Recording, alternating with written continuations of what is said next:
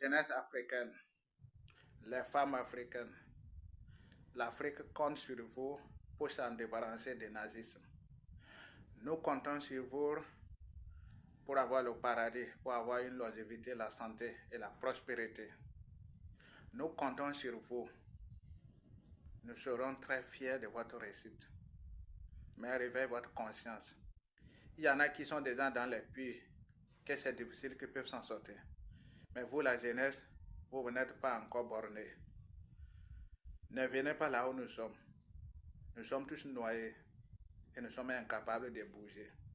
Mais vous avez encore la possibilité et la force, le courage.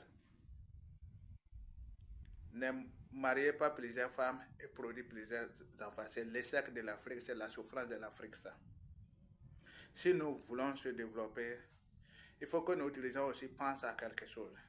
À limiter, à donner le nombre de femmes que chaque Africain peut marier et le nombre des enfants que chaque femme peut enfanter. Juste pour lutter contre la famine et la torturation et la maltraitance et la négligence de l'Afrique. Parce que nous sommes d'abord sous-développés. Nous sommes en voie de développement. Mais il ne faut pas que les gens vont créer des dépenses inutiles, des dépenses négatives, juste à cause de leurs plaisirs, pour en souffrir des milliers de personnes, des millions de personnes. Nos fonctionnaires, les salaires sont d'abord peu. Ce sont les salaires minimes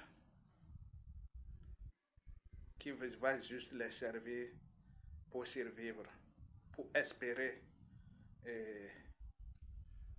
le meilleur.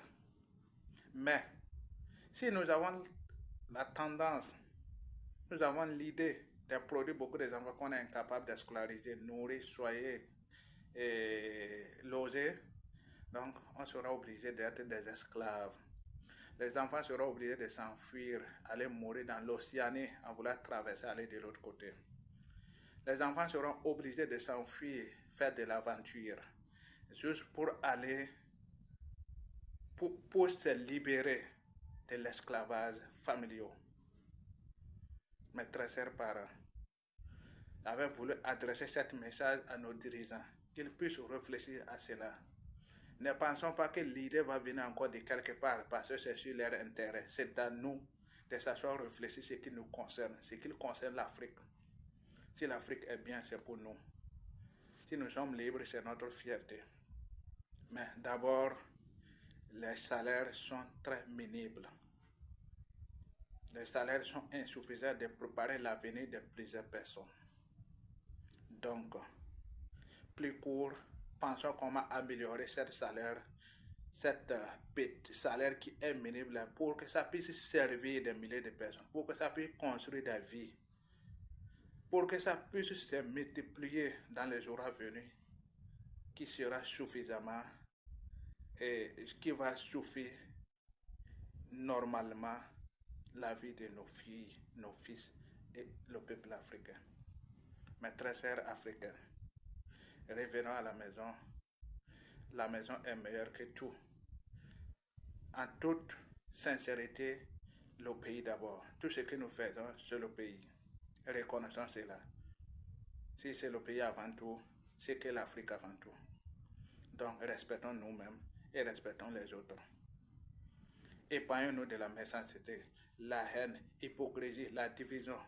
Musulmans collaborent avec chrétiens, chrétiens collaborent avec animistes, animistes collaborent avec musulmans. C'est comme ça que nous allons vivre. Tendons-nous les mains dans les mains. Sémenons ensemble, travaillons ensemble, mangeons ensemble. Personne n'est mieux que l'autre. Il n'y a pas un super africain. La religion, là, ce n'est pas pour nous. Nous avons nos religions. Nous avons nos cultures. Nos cultures, c'est la paix. Nos cultures, c'est la démocratie. Nos cultures, c'est le développement, la science, la technologie. Revenons à la maison. Merci beaucoup. C'était le message de votre artiste Bissou Sakou. Yes, I.